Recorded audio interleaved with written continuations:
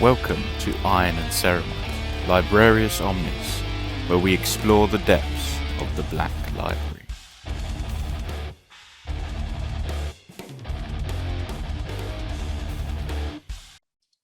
Hello and welcome to Iron and Ceremony and this edition of Librarius Omnis, where we're going through the whole Horus Heresy series. We're up to Mechanicum now, which I believe is book 8 or 9? 9. Book 9. Well, thank you, John. I'm joined by John. Hello. And yeah, as I said, we've been working our way through the series. This is part 3 of Mechanicum. So we've already covered the opening. I think it's 7 or 8 chapters or parts so far, because they're not quite chapters in the Mechanicum book, as you'd expect from something covering this area of the Imperium. And we've got a couple of chapters to go before we finish up part 1 in the book, which is obviously split into 3 different parts. And I think we talked about it in the last episode. Was that it's very much we're following 3 separate narratives at the moment, all with different analogues and stuff like that, but one of them following a Terran named Dahlia, who's been brought to Mars to help create fix a new piece of technology called the Akashic Reader. And that's with the mistress of the Magma City, Coriel Zeph, who is one of the Forge Masters of Mars. Mm-hmm. And that's one of the narratives, and we'll pick that up in a minute. Then we also have the other narrative of the knightly houses that are across Mars, the Titan legions that have been formed there, obviously as the one of the Forge worlds, and the tensions that are running high between them, and the potential civil war that could be encroaching. And then finally, linked quite closely to that, is the now open sort of descent of the fabricated general of Mars, Kelbor Hal, and his effective descent into chaos with his pal Regulus, who is the Mechanicum representative of good old Horus, who we obviously know at this point is destined for great things. So we're kind of on the precipice of how it's coming together. Up to this point in the book, it's very much been a build up to this point, and we're towards the end now. Tensions are starting to run quite high. I think that's a fairly good summation of where we're up to, John. What do you think? Yeah, definitely. We won't go too much into it, because if you really want to know, you'll go and watch part 1 and 2. Indeed. Or listen, because we're on all good podcast services. Very well done. Yeah. I've had some practice of that. Yeah. So we've done the first 6, and this is, like we've said in the first one, this is probably going to be a book we break down into the most parts, because just so much is going on, so much to unwrap and understand, and we're almost on a completely new sort of landscape, essentially, because everything else has been Space Marines, and we sort of know where they're going, and this is a whole new lifestyle. We've got to figure out how it works and why they're all picking the sides they're picking. Indeed. Yep. So unless we've got any further bits or pieces to add, we might as well just jump straight into it. I think let's go for it. Cool. So we're into chapter or part 107. So we join Zeph and Dahlia and the others, who are now putting the finishing touches on the Akashic Reader, getting it ready for its first use. And Dahlia has now learned a bit more about the ether. He's getting to grasp with it and understanding of how it works. And as she sort of does, and her understanding builds, her knowledge grows. Her knowledge grows well every day, and she understands it and works faster. Is what I tried to say. Although she can't understand why she has the ability, no one else does either. Mm-hmm. And they are working to Zeph's new strict design. And Dahlia spends a lot of time looking through old books and data, and has noticed there's almost no mention of the machine god in any of these old collections. which is odd for an adept of the Mechanicum. And she asks Zeph if she actually believes in the machine god, and Zeph points at a switch on the workbench and gets Dahlia to explain how it works.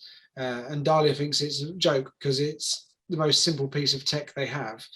And Zeph explains that it's obviously just basic science, but the tech priests would have everyone believe that you need to pray to a machine or a machine god for it to work. And this sort of behavior is what's holding mankind back. And she doesn't believe there's any such thing as the Omnissiah. And Dahlia suggests, well, maybe the Emperor is the Omnissiah. And Zeph laughs at her and explains that no one on Mars seems to be able to agree either. Some believe that the Emperor is the Omnissiah, and others believed he just turned up and told them he was in order to get them onto his side. But others also believe that the Omnissiah is buried somewhere under the surface of Mars, and many believe that with enough augmentation and upgrades, they can make themselves part of the Omnissiah themselves. So there's already, like, just in that, there's already 4 different opinions of what the Omnissiah is. It's quite a hot take. It's quite a hot take from Zeph. It's again, already with like heresy. Call the Inquisition. Yeah. Like, what is she on about? I don't. You want to be on her side. Yeah. And maybe we should be. But if we are we heretics? I can't. It's difficult. I think you've got to hear her out. But hear her out. She's making a lot of sense. She's making a lot of sense. So, it's an interesting. It's definitely a spicy take. And for the Imperium, that's so and this is everything Dahlia has been brought to believe so far. Like, she's not so much about the Omnissiah, but that the Emperor's he's the dude. Obviously, the Imperial cult hasn't started yet, because the Emperor is very much a. It's quite interesting itself, right? Because the Emperor is very much a no religion. I'm not a god, but on Mars he is. Yeah, well, that's it. On Mars, he's like, well, they're just a bunch of Martians. They believe anything I tell them. Yeah, all seems a bit unusual. It's a good way to hide as well, because if everyone thinks, well, he's very anti-religion, but then he turns up on one place who are clearly one of the only reasons he's actually able to do his great crusade, and say, if you want a god, I'll be a god. Yeah, okay, I'll do that. Yeah. Because then everyone else is thinking, well, clearly not, because he doesn't like that sort of thing. I'm pretty sure he gave Lorgar loads of shit for that. Yeah. Well, as long as Zeph doesn't invite you to join a warrior lodge, I think she's all right. Yes, indeed. Yeah. So Dahlia asks Zeph what she believes, and Zeph says that she believes the Emperor is a great man and a visionary and a technical genius, but after all, he is just a man. However, his dislike for religion and superstition should be a beacon of light and the best example for all of mankind. Zeph is frustrated that so many on Mars are blind to this and prefer to keep their faith in something that clearly doesn't exist, and doesn't like that the Emperor has allowed this to continue. She believes that it should be encouraged to think freely and improve things rather than just spin in the circles as they are forced to do.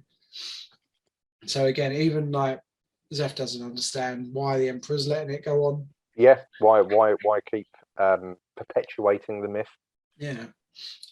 So they spend the next couple of days upgrading the prototype of the enhancer, and as the group, their bond grows through their work. Eventually, Severine points out the sleeping empath and asks if everyone else thinks he is as handsome as she does. Oh yeah. And she wonders what the name is, and Zooch says that he must be a psyker and doesn't warrant a name. Yeah, he's quite harsh on them. Yeah, he's not keen. He's just thinking of it as fuel, really, isn't he? He knows what it's for. Yeah, he's like no, very anti-psyker. Which is what the Imperium is at this stage as well, I suppose. So he's like, yeah, whatever. Like, it's fine. Psychers can go into the furnace. We'll sort them out. That's all good.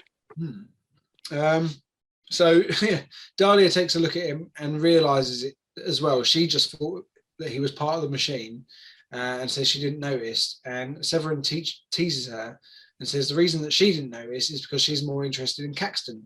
Zooch agrees and says they should pair up as they would create a comely children, and they would likely be very intelligent. And the girls laugh at like his lack of romance, and he says there's no need for romance. On our homeworld, they genetically match people to create a good gene stock, and anyone who does fall in love and creates inferior children are punished. And with that, they just go back to work and leave him. Leave him to his madness. Good old Zoosh. Yeah. So they finished the machine 2 days ahead of schedule. All the parts are rigorously tested, and the results come back showing the machine is working better than expected. Zeph orders a full test and tells them to wake the empath. So the empath is set up in the throne of the Akashic reader, and Zeph is hooking him up to the machine. Dahlia looks around at the thousands of psychers in the walls and asks if they will be hurt during the process. Zeph tells her that it will be draining and some might die. She asks about the empath and if he's going to die to get the machine to work. And Zeph tells her that as long as it works correctly, the empath will be fine. Then tells her it's far too late for her to start being concerned for their well-being. If it works, it'll just be a conduit to relay information from the ether. And Dahlia and Medicine are both relieved to hear the empath isn't going to suffer. Zeph leaves them to finish. She's not telling them everything, really, is she?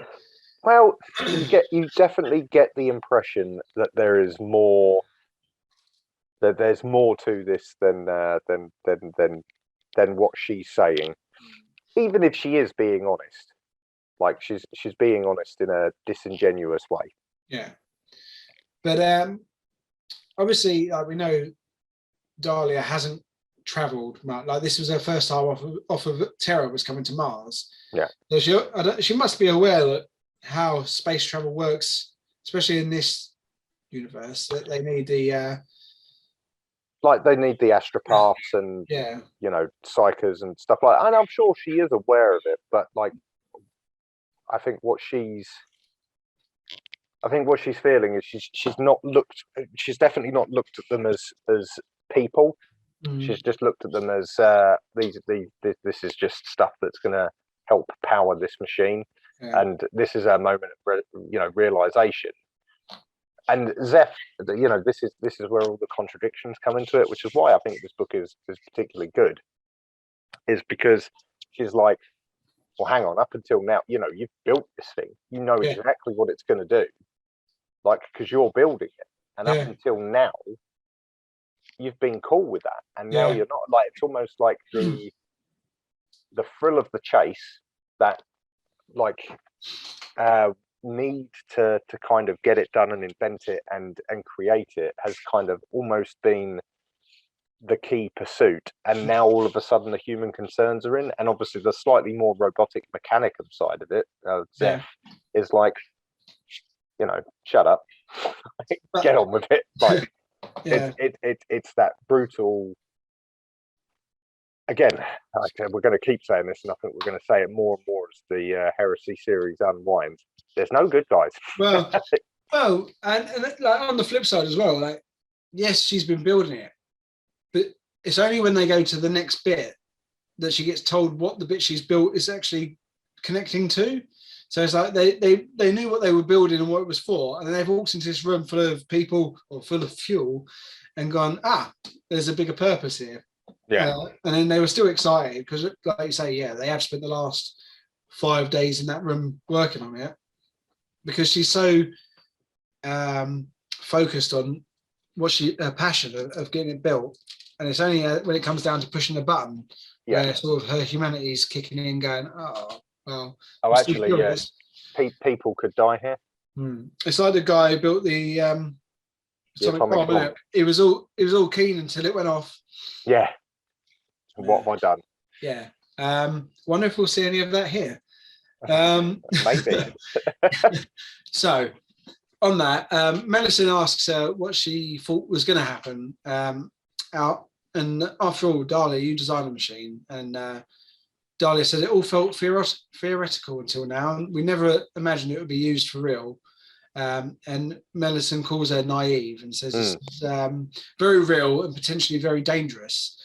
And we're going to hopefully unlock secrets, new technology, and it's all going to be used for war because that's what humans do. If they're lucky, they will create something so horrific that humanity will turn their backs on making war, but she doubts it. And with that, the empath wakes up and asks if he's dead. After a minute, he comes around a bit more and asks if he is actually in the Akashic Reader, and they're surprised that he knows about it. And he tells them that Zeph told him everything when he was selected to be this empath. They all introduce themselves, and we learn that his name is Jonas Miles. Dahlia asks if he's okay being used as a test dummy, and he tells her that he feels fine. He's excited to help improve the Imperium, and he soon will know everything. And he's not worried because he can sense that Dahlia cares that this works and cares for his safety and believes that she's done everything possible to make sure this will work. And that's where we leave them for now. Yes, indeed. So optimistic test dummy there. So back to the knights. Cavalerio, he once again is joined with his Titan, the Victorix Magna, following the attack on Maximal's refinery, and with the growing tensions, they were running a heightened level of security, patrolling the area between the Fabricator General's terrain and Maximal's borders. He's seen strange thunderheads erupting over Kelberhau's domain for a few days. This has been causing issues with the atmospherics on Mars for thousands of miles. He has also had to mute his incoming Vox as they're picking up random bits of scrap code, which sound like dozens of voices shouting all at once. Along with him are two other engines, the Warlord Farsus Hastasis, commanded by Princeps Suzak. This is a killing machine, and the man controlling it was very dependable when a killing blow is required. And with them is the Reaver, Arcadia Fortis, commanded by Princeps Jan Mordant, recently promoted from his Warhound and getting used to hunting as a pact and acting as a Reaver. They have lost sight of the fourth Titan, the Vulpus Rex, commanded by Princeps Basic. Cavallero and his Titan are aging, and his vision isn't as good as it used to be. Plus, the interference isn't helping him. They do locate the Titan further south and are content that it is in the correct blocking position to prevent an ambush. Cavalieros Magos is also concerned that they have marched prematurely as they didn't recite their full litanies and the engine heart is ill-rested. The rest of the crew realise Cavallero is distracted by the storms over Olympus Mons when a hologram from Princess Sharak appears, begging them to return to Ascraeus Mons. He demands to know why and gets the chilling warning that Legio Mortis walks and they're heading towards their home territory.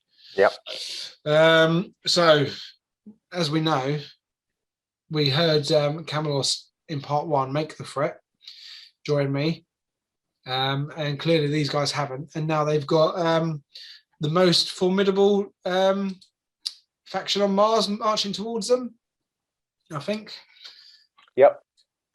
So that's the end. That ends chapter 7 and pops us into chapter 1.08. So we go back to Dahlia and the others who are getting ready to do the final test on the Akashic Reader and have been joined by Maximal, who Dahlia can't take her eyes off. Maximal asks her if she's ever seen an adept that looks like him, and she says that he is the least human one she has ever seen. He turned his back on her and speaks in binary to Zeph, and Dahlia apologizes and says she didn't mean to be rude. Maximal is surprised and asks how she can understand binary without any modifications. She just shrugs and says she just picked it up.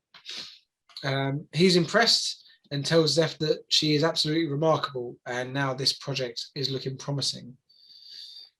Jonas Miles is in the chamber, strapped up to the machine, and Dahlia can't help but worry and keep looking at him, but she tells them this will work, although I'm not sure if she is telling the others or convincing herself at this point.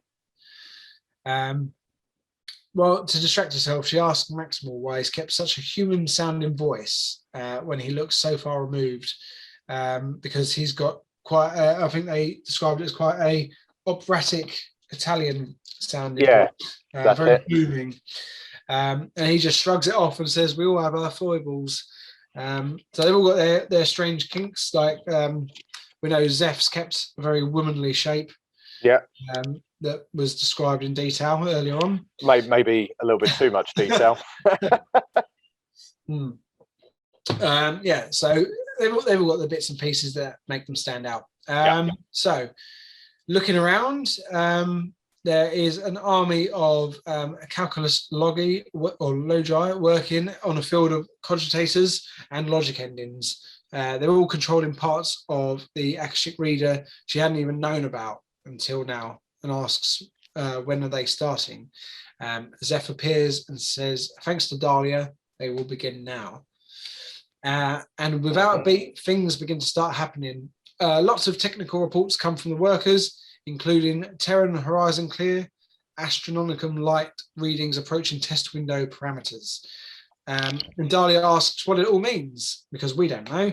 And luckily, Zeph tells her that that to get this to work, they will take more power than can be generated just on Mars alone. They will require powerful psychic energy, and they can only harvest enough from the Astronomicum itself. They're going to take a fraction of the power, direct it to their psychic choir, and which will give them the strength to open the gates to the ether. Sorry.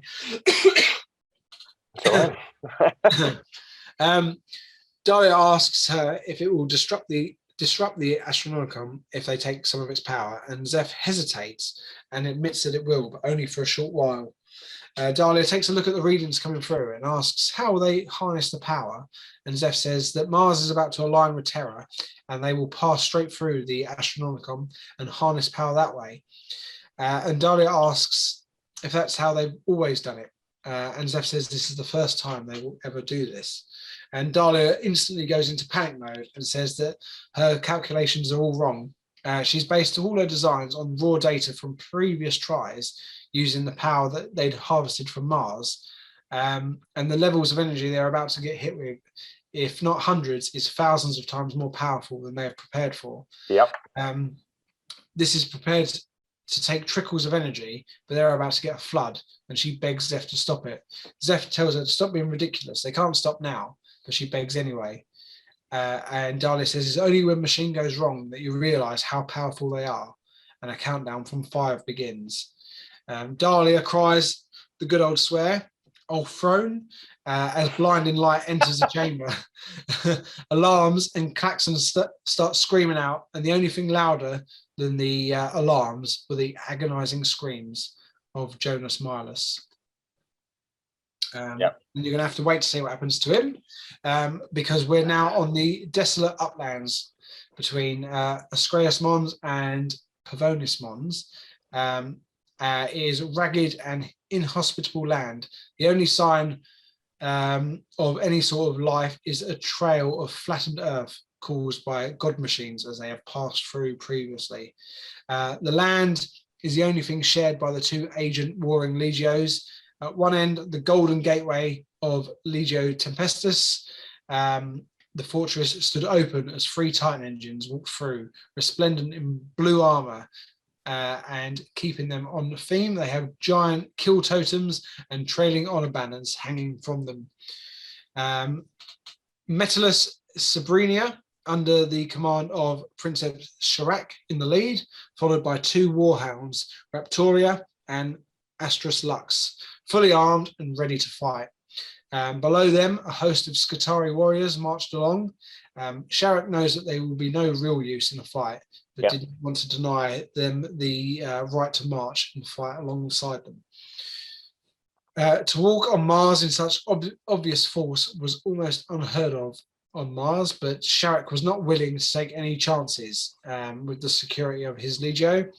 As Cavaliero was away protecting the reactors of Maximal, he had been left in charge, and the security of the fortress was solely on him. He was prepared, but not confident, that 2 Warhounds and a Reaver would be enough to face whatever Mortis would be sending their way. Although Cavaliero's battle group was heading back, they had been delayed by a dust storm from the west, and for the time being, Sharak is alone. At this point in time, it isn't certain that Mortis mean to inflict violence, and he hopes they're just posturing for the favour of Mars. Yeah. They start getting heat readings approaching from 4 or 5 engines, but they can't see them just yet, estimating they're about 60 kilometers apart.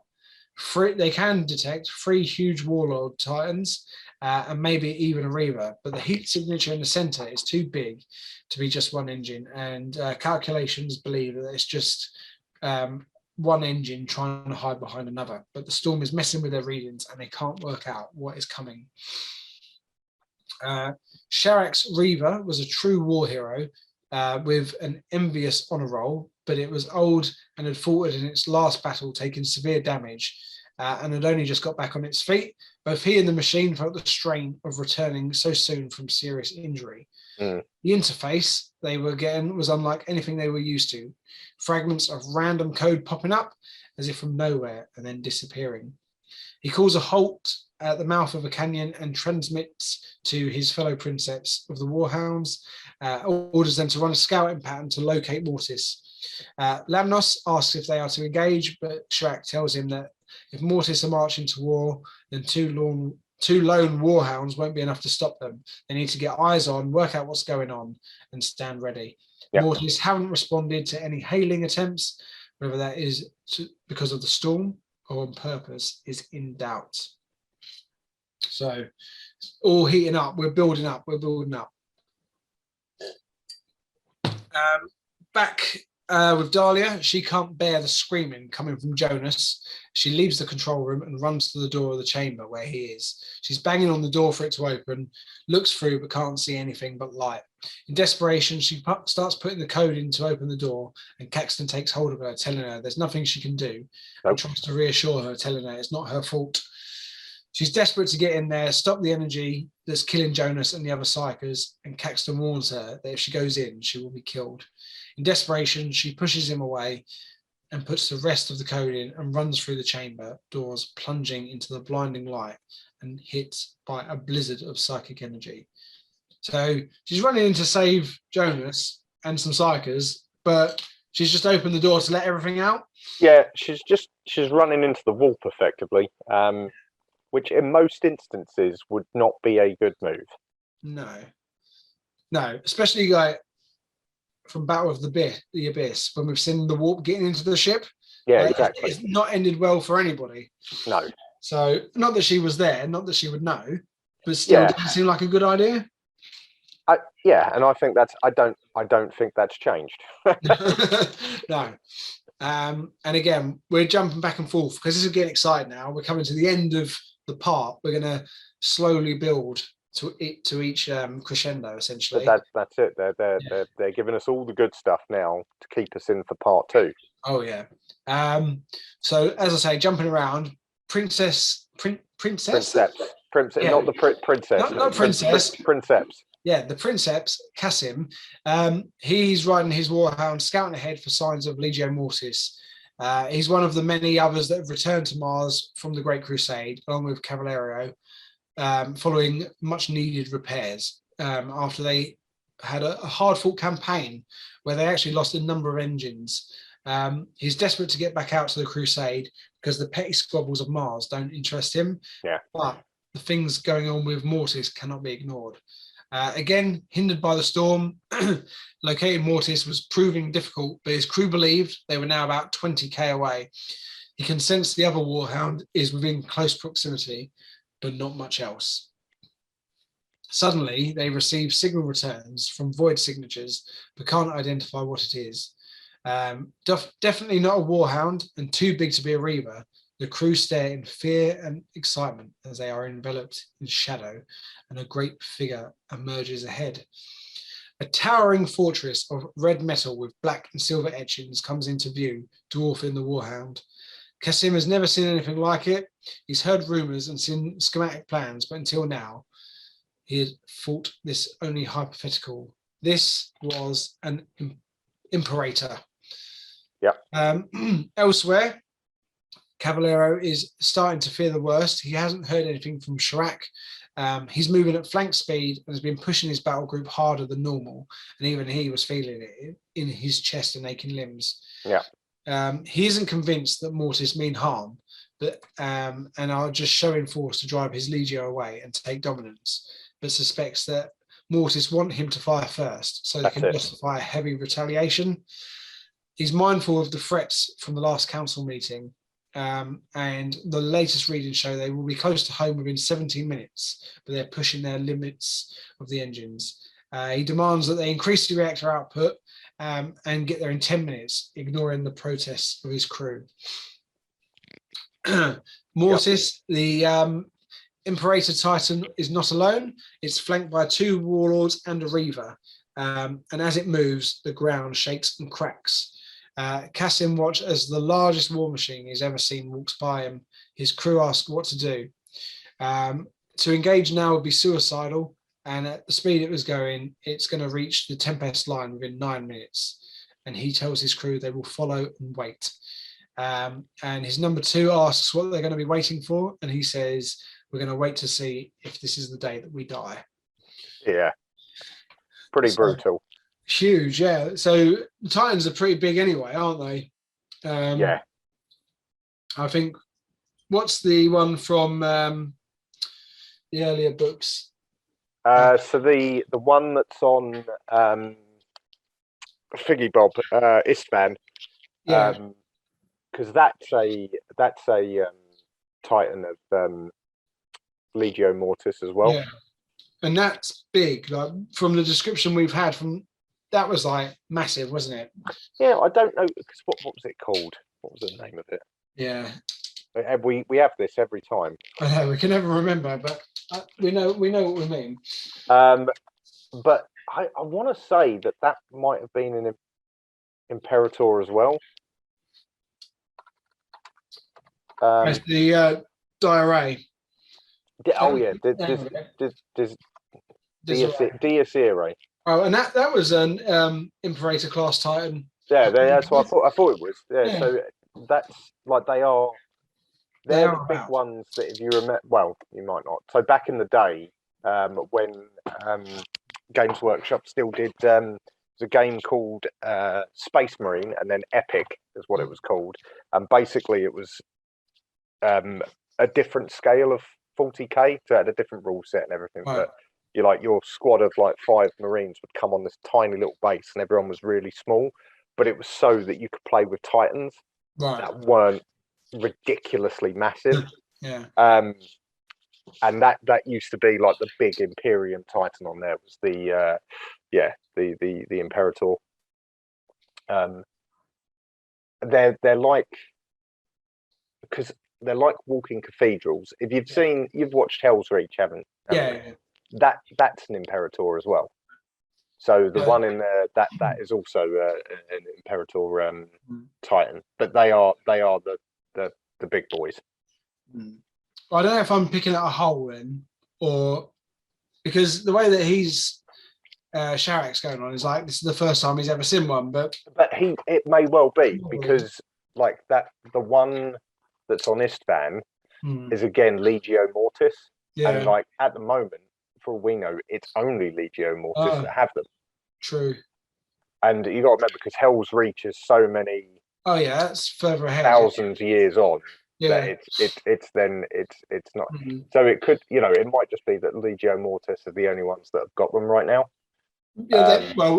So I suppose while these guys were out on their part of the crusade, Mortis have sprung this up and sent it out to Horus. Yeah. Yeah, effectively. Yeah. Oh. And at the same time, like they're going to have the resource to do it because Kelbor How's given it all to them. Yeah, fair enough. No, I just wondered I couldn't remember what that one was. And all right, fair enough. So it's obviously been going on even before the book started. This plotting and twisting. Indeed. So, So that's that. They're waiting to see what's going on with that. And Dahlia, she's entered the chamber, and as she does, she gets engulfed in psychic energy, and she gets hit by a feeling of, as we know, all the emotions surround her manifested into reality, and making her journey towards Jonas almost impossible, driving her to her knees, and she has to crawl, trying to block out the screaming in her mind. And as she crawls, she can feel the lives of the psychers extinguishing around her, and feels each death.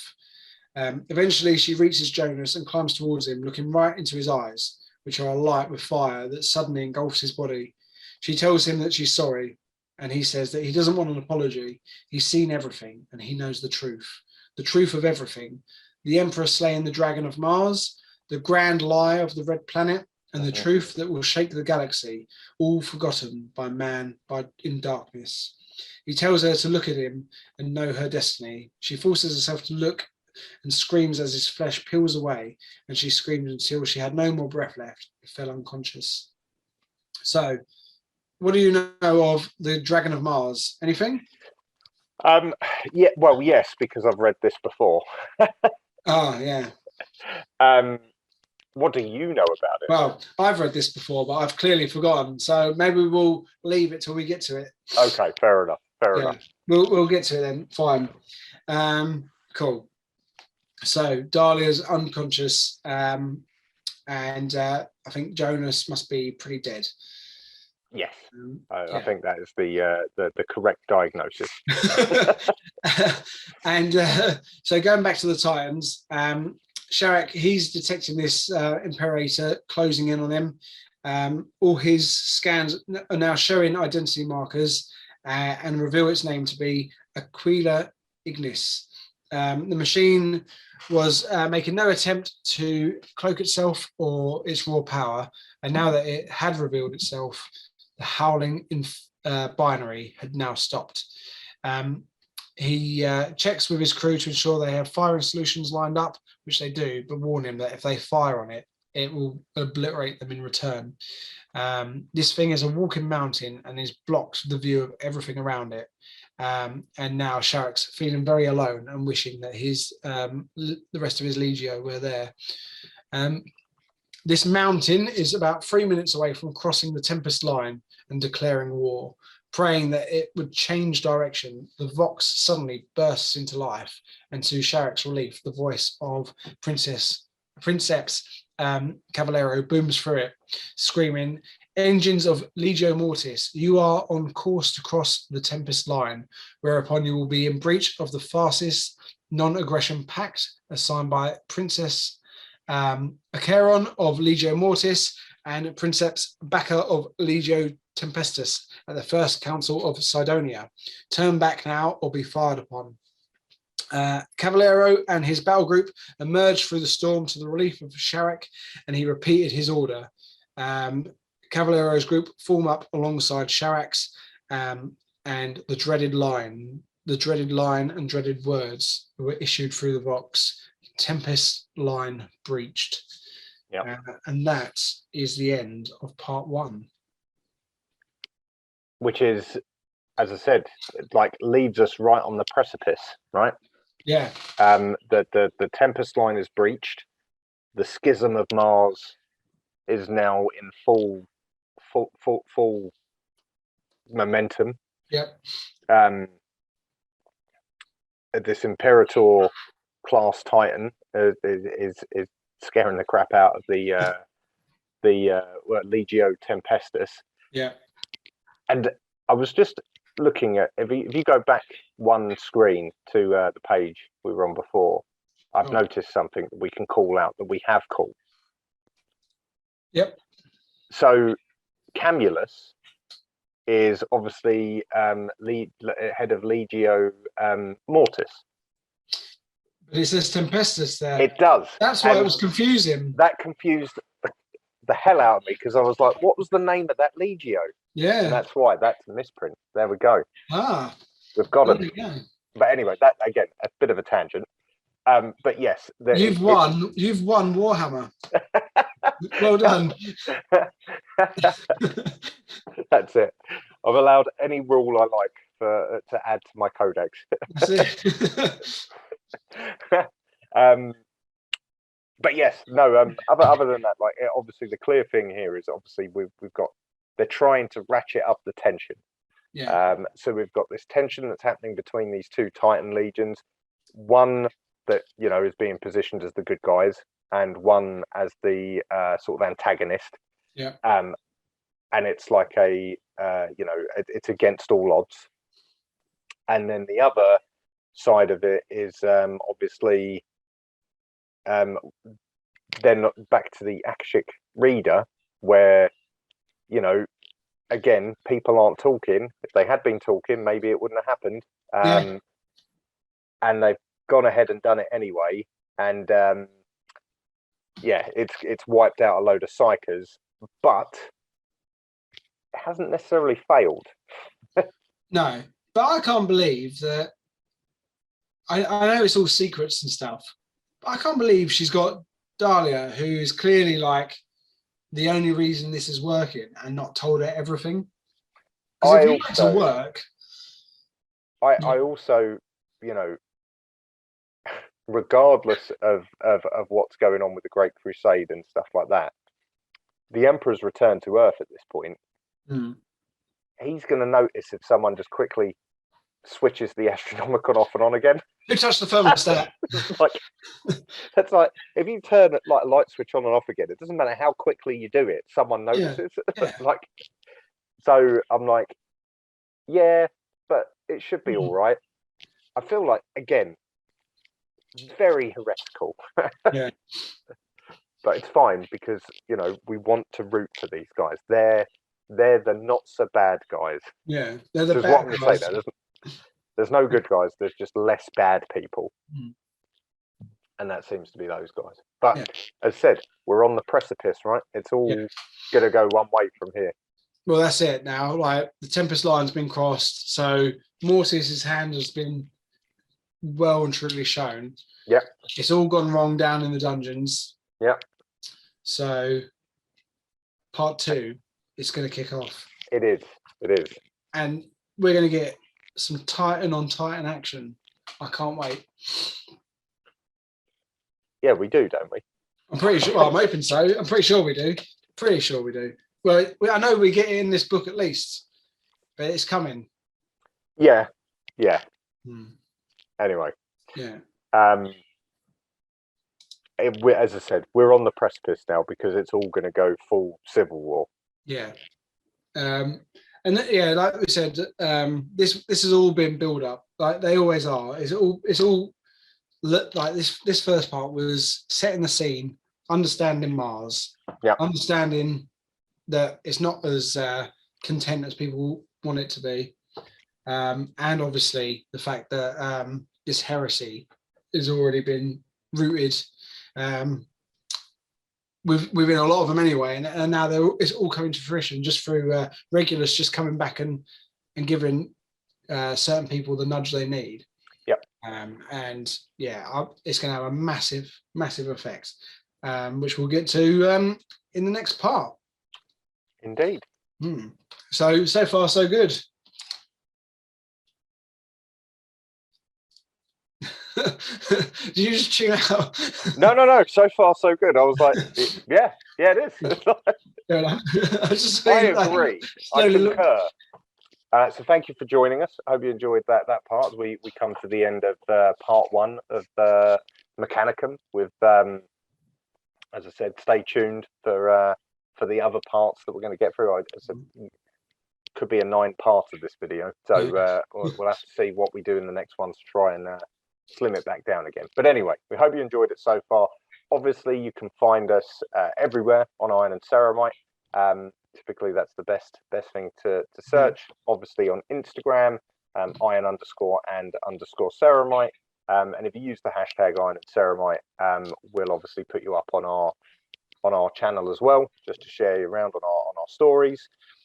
Likewise on Facebook, join the group there. A bit of discussion, a bit of sharing what we're up to hobby wise, and I think the group's always good to ask questions and try and help each other out. There's a lot of advice that goes along there, so it's worth a look. If you're on Twitter, you can get our updates at iCeramite, or again search Iron and Ceramite. And obviously you can if you are a Twitter user, you'll get updates on when we post our new YouTube videos, which of course again you can find Iron and Ceramite. Please like, share and subscribe, because it all helps with the algorithm, helps get more people following us, which is what we're after. If you don't watch videos but you do like to listen, we're on all good audio podcast services, so Spotify, Apple and all of the others. Again, search Iron and Ceramite. If you're a gamer, we do the occasional Twitch game or Twitch session. At the moment, it's John playing the classic Space Marine. Great game. Get to crump some orcs, so you'll be able to watch along with that. But in the past, we've also, had dalliances with the likes of Deathwing, Space Hulk, and Mechanicus, and we'll play those as and when we can. And then obviously, if you are happy with what we do, you do like what we do, and you do want to support us, there are a couple of different options for that. We do have a Patreon, so feel free to chuck us a pot of known oil on there, and we'll gratefully receive that. Likewise, Element Games, if you are hobbying, if you are buying models, if you are buying supplies, Games Workshop or otherwise, we do have an affiliate link that you can just add to the end of the URL you're using, and that gives us a bit of a kickback. Everything will go back into the channel. We use it for investing in things like microphones, for example, for battle reports, which we haven't done yet, but eventually we will do once, hopefully, we get enough kickbacks from Element Games. And then if you are into it and you are playing it, you're a proper Warhammer head, you can't get enough of it everywhere, you can join us on Combat Cards, which you can download on iOS and Android, and join our clan and see whether you can play as relentlessly as myself and Glenn. And that's it. That's where to find us and support us. So thank you for joining us today. Thank you very much. See you on the next one.